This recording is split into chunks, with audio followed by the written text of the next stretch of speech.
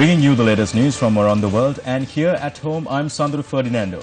And I'm Dasnia Thaber. Let's start off with a look at your headlines.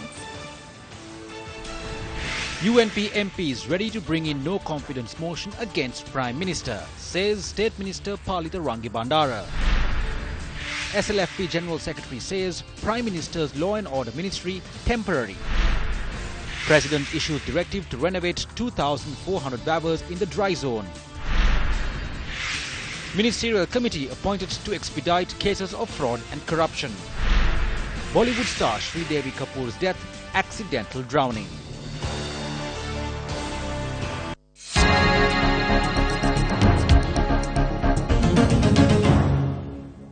President Maithripala Sirisena has issued instructions for the renovation of 2,400 waivers in the dry zone to be expedited. The President issued the directive this morning at the Special Coordinating Committee meeting of the Polonnaruwa district, which was held at the Tamankaduwa Divisional Secretariat Auditorium. The renovation activities are aimed at enabling the farming communities to continue with their livelihoods unhindered ahead of the dry season. The President also reviewed the progress on the kidney hospital in Polonnaruwa and other institutions. We are meeting in the new year after a month-long election period.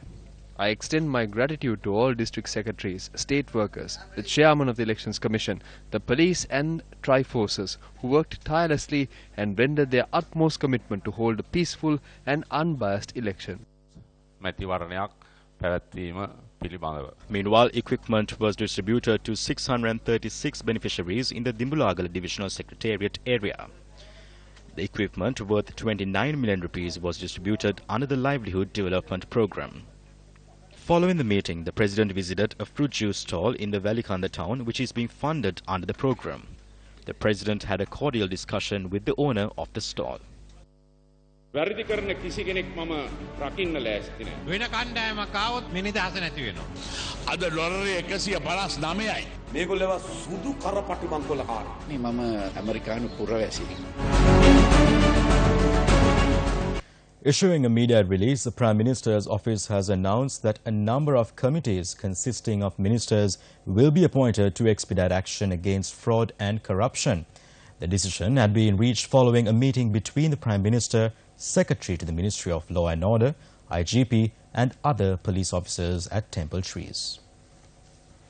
The release states that a three-member committee consisting of Ministers Dr. Rajitha Senaratne, D.M. Swaminathan and State Minister Ajit P. Pereira has been appointed to look into action that can be taken against fraud and corruption. The Secretary to the Ministry of Law and Order has been appointed as the Secretary of the committee. Another committee headed by the Prime Minister has been set up to establish a university on criminal justice. The committee includes Ministers Sagala Ratnayaka and Sthalata Atakorala. A committee has also been appointed to look into acts of political vengeance in the police department. The ministers in the committee include Tilak Marapana, Ranjit Madhyama Bandara and Sagala Ratnayaka.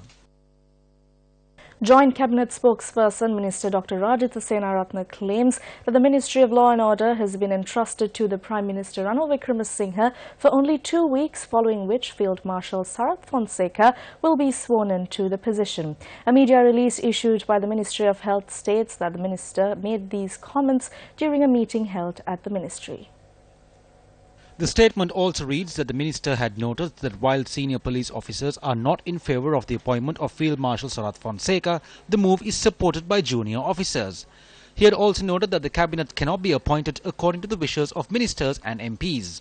Furthermore, responding to the former president's jibe that the cabinet reshuffle was a joke, Senaratne had said the reshuffle was used to tame ministers who had criticised the government in the recent past. The Sri Lanka Freedom Party convened a media briefing today. If a government is being asked to go home over a local government election in 2018, that is thuggery. However, President Maithripala Sirisena has established democracy in this country. It was done by the Sri Lanka Freedom Party, not us. During the election, we did not market the SLFP. For 10 years, the party was ruined, and then within 3 years, it did not go to the heads of the people that this was done by the SLFP. The people thought they got all of this because of Mahinda Rajapaksa. We did not market the fact that Maithripala Sirisena gave us this. Thereby, Maithripala Sirisena has been done an injustice by the SLFPers. Thereby, we invite everyone to prepare to rebuild the country with President Maithripala Sirisena, who loves the country, lives with the country and listens to the people. Maithripala Sirisena ජනාධිපතිතුමත් එක්ක රට නැගිටවන්න සූදානම් වෙන්න කියලා අපි සියලු දෙනාට ආරාධනා කරනවා. අපිට අරගෙන යන්න තිබුණේ දේශපාලන ව්‍යාපාරය වෙනුවෙන්. All we had to carry us forward was the honesty and purity of the leader of the Sri Lanka Freedom Party. The party did not have funds. There may have been other reasons for us to lose votes. There are politicians who said they would put a jumper on Mahinda Rajapaksa and take away his civic rights. But there is no one in the SLFP to put a jumper on him. Given that there were many forces standing against us, we can be happy with these results. මේ ලබාගත්තු ඡන්ද ප්‍රමාණය පිළිබඳව අපි තාමත් සතුටු වෙන්න පුළුවන්. දැන් ඔබතුමාට කිව්වොත් අනිවාර්යයෙන්ම කලින් නොයෙක් අවස්ථාවල කිව්වා මේ ඇක්ෂන් ගන්නවා කියලා පීවර ගන්නවා විනය පීවර ගන්නවා කියලා. දැන් මේ පාරත් එහෙම ගන්න අදහසක් තියෙනවා. මහින්ද රාජපක්ෂ මහත්මයා ඇතුළුව අපේ පාර්ලිමේන්තුව නියෝජනය කරන ඒ කණ්ඩායම බොහොම The group, including Mahinda Rajapaksa, were clearly representing that party. Even today, when they speak at media briefings, it is very clear to the country that they represent that party. Thereby, we are hoping to discuss this matter in the party central committee. පැහැදිලිව රටතුරු දකින්න තියෙනවා. ඒ නිසා මධ්‍යම කාරක සභාවේදී මේ පිළිබඳ දීර්ඝ වශයෙන් අපි සාකච්ඡා කරන්න බලාපොරොත්තු වෙනවා. අයි මේ ඊයේ ශ්‍රී ලංකන් රාජ්‍යයේ අමතරු බැලුවේ නැත්te මේ දෙවරු කියනවා. රටම බලාපොරොත්තු වෙන දෙගොල්ලම කිව්වා ශ්‍රී ලංකා නිදහස් පක්ෂයේ අපේ Since several SLFP ministers are not in the country, we have given the message that the changes in the SLFP will take place in the next 2 weeks. Therefore, there is no need to worry about the UNP and SLFP changes being done separately. නිදහස් පක්ෂය ටික වෙනම කිරීමත් ඉතිහාස සාමය අමාත්‍යාංශයේ මේ අමාත්‍යාංශයේ දැන් මේ වෙනකොට ග්‍රාමාත්‍යය යටතට පවර්ලා තියෙනවා. The Prime Minister has taken charge of this ministry temporarily. We wish to say very clearly that another individual will be sworn into this ministry very soon. We believe that the UNP should be accountable for the changes made yesterday. වග කියන්න ඕන එක්සත් ජාතික පක්ෂය. ඒ තත්ත්වය යටතේ පොහොට්ටුවේ කට්ටියත් එක්ක සම්බන්ධ වීමේ හැකියාවක් තියෙනවද එවන්තුමා? නෑ අපි කවුරුවත් එක්ක එකතු වීම. We do not want to get together with anyone. We want to see who will support us to establish power. If anyone comes forward to establish our power, then we will establish power with them. UNP Puttalam District Parliamentarian Palitha Rangamandara notes that there are a group of UNP MPs who are ready to bring a no-confidence motion against the Prime Minister. The State Minister expressed these views during a meeting with UNP local government representatives in Anamadua. If we are to provide strength to the UNPers and take this party forward, we need a comprehensive change in the party. First comes the leadership. Without making this change, reshuffling the cabinet or forming a leadership generation will be useless and will not help the party move forward. A man who can create a generation for himself can in no way create a leadership generation for the party. Those are just fairy tales. Please listen to the voices of the party faithful. This is not the voice of Anamadua or Puttalam. This is the voice of the entire country. I call on the public of this country to raise their voices. To the MPs and ministers in Parliament, do not act selfishly. Please think of this massive party and the leaders who built this great party. They are taking steps to make this a useless party. Do not let this happen. Come together with your people. There may be some who will act selfishly because of their greed for power. Reject these leaders. Come forward to stand for this great party. If we can't do some good for this party at least through this initiative, then we will be forced to mercilessly bring in a no-confidence motion. This motion will be brought against the person who has lost the confidence of the nation. There are many UNP MPs who are ready to take charge of this no-confidence motion. Convening a media briefing in Colombo today, National Freedom Front leader MP Vimal Weerawansa made a colourful analogy when referring to the Prime Minister's new ministry. Prior to the election, the President asked the Prime Minister to give him strength to catch thieves. He said he cannot continue in a government with the central bank bond thieves. Having said that, the President, who won a minor percentage of votes, about 13%, has entrusted the police to the mastermind of central bank robbery through the cabinet reshuffle. This reminds me of the folk tale where you throw a stick of mouldy fish at a thieving cat as it runs away. Sagala Ratnayaka has been entrusted the Ministry of Youth Affairs. This is like handing over the chickens to the wolves. Can this country move forward? Are they not toying with the country? Now that the Prime Minister has been entrusted with the police, the bond thieves will have no problem from now on. Ajit P. Perera has been made Deputy Minister of Prisons. He will look after Aloysius very well as the Deputy Minister of Prisons. They have all got together and are playing out the old scenes. They have nothing new to show. Southern Provincial Council Venerable Baddegama Samithatero also made a few observations on the Prime Minister's new ministry at a media briefing in Galle today. The Prime Minister has drawn a great deal of ire from the general public for various reasons, including the appointment of the central bank governor, the bond scam, sale of national assets, as well as fraud and corruption. Under the UNP government, underworld activities in Colombo have seen a resurgence. Underworld dealer Rizwan, who was killed in Hulsdorf recently, had a car sale which was opened by the Prime Minister himself. There is plenty of evidence that ties people such as Gonavala Sunil and other underworld leaders to them. This is the type of person who has been vested with the Law and Order Ministry. He does not act democratically and resorts to deals to secure power. The UNPers have no power or voice. Everything happens according to their dictatorial leadership. All I have to say is it's time that they abandon any hopes they have of their party. The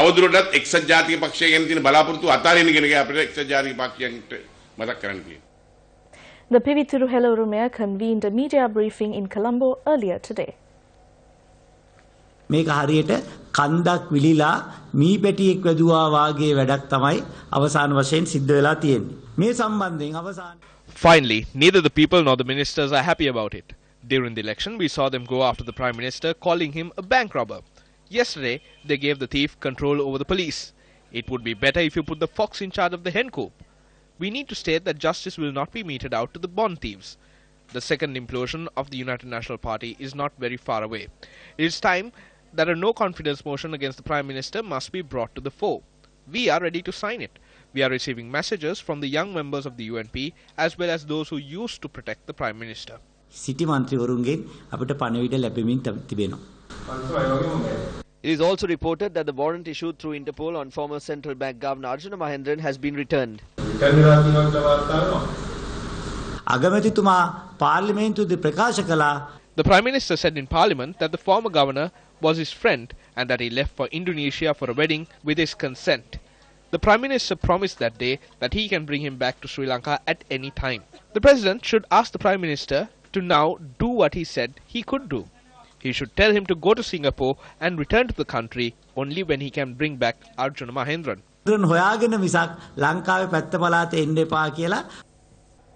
A recent EU GSP Plus assessment report on Sri Lanka has found that there has been insufficient progress on a number of major issues in Sri Lanka. The report on the GSP assessment of Sri Lanka covered the period 2016 to 2017 notes that Sri Lanka has made some progress on human rights in the past 2 years. It notes that Sri Lanka has made far-reaching commitments on promoting reconciliation, accountability and human rights, but according to UN reports, relevant reforms have stalled or slowed down considerably.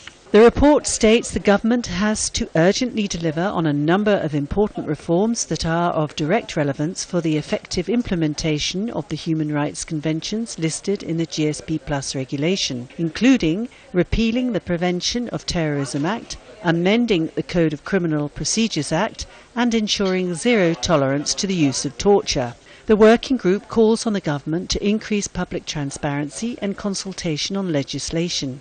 Last week, the Central Bank said the restoration of the GSP Plus facility to the European Union in May 2017 helped the local exporters to achieve $11.4 billion in export earnings, the highest ever recorded in a single year. Even with this, the trade deficit for 2017 was the highest in 5 years, as import expenditure was recorded at $21 billion. Without the GSP Plus, this deficit would have been considerably worse, resulting in a damaging impact on jobs. GSP Plus preferences for Sri Lanka were withdrawn in 2010 due to significant shortcomings in the country's implementation of 3 UN human rights conventions. Sri Lanka was readmitted to GSP Plus as of 19th of May 2017. Of Egodapitia in Karolagaswawa who were attempting to earn a living suffered many setbacks. However, 2016 was a year when the government initiative was able to give them a glimmer of hope. When we visited the Egodapitia nearly 2 years ago, we saw a group of dairy farmers gathering their produce under trees due to the lack of a proper centre to gather milk. Together, these farmers used to produce an average of 120 litres of milk on a daily basis. However, with a new milk collection centre being constructed through the Gammada initiative, their collective output has drastically improved to about 500 litres. නවගත් ඒකමට වැඩිපුරම කිරි යන්නේ අපේ මේ කිරි සෙන්ටරෙන් තමයි. මේ කිරි සෙන්ටරේ හදලා දුන්නේ අපිට ලොකු දෙයක්. සුද්දට කිරි ටික දෙන්න පුළුවන්. සියඹලා කොළ වැටෙනවා හරිය මේ අතන ගහ යට තිබ්බේ. The project was spearheaded by team leader Mudit Veerakorn, who is a cameraman by profession. Through this initiative, everyone got a chance to serve the country. The Supreme Court issued an interim order today preventing the Colombo Chief Magistrates Court from hearing or determining the case filed by the Bribery Commission against 3 people, including former Chief Justice Mohan Piris and Court of Appeal Judge H.M.D. Nawaz. The Supreme Court bench, consisting Justices Eva Vanasundara, Nalin Pereira and Prasanna Jayawardena, made this order after considering a petition filed by Mohan Piris. Appearing on behalf of Mohan Piris, President's Counsel Gamini Marapana made submissions to court that the Bribery Commission does not have the power to file action or an incident that took place while Mohan Piris was the Attorney General, and that the Magistrates Court does not have the power to inquire into such an incident. The case will be taken up once again on the 8th of June. Former captain of the Sri Lankan and Kandy Sports Club rugby teams, Fazil Marija, believes the governing body of Sri Lankan rugby should do more to develop players at a younger age. Marija spoke to Shahin Churampati in the Newsfirst studio earlier this afternoon. Anyone who looks at you will always see you're still fit as a fiddle. So why not continue for another year or two if you're still fit? No, because I have played 15 years of rugby. 2 years back, I decided this year I'm gonna retire. So I think it was my decision to retire this year. Over the past 10 years, rugby has seen a spike in popularity, but it seems to have remained stagnant for a while now. I think we need to develop more players from school. Some of the school players don't play club rugby, and I think there is a small issue with the clubs. We only have 8 clubs in the country.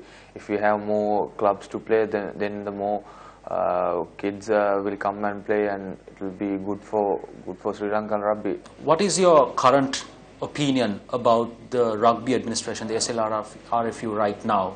They are developing rugby, but I don't think it's not developing the national level. I have told the union like 2-3 years back to send a few players to overseas and train over there for maybe 1 month or 3 weeks. I have been playing in New Zealand for 3 months. I know the difference between here and there, so it's a huge difference. If the union can give more exposure for the boys, it will be good for Sri Lanka rugby.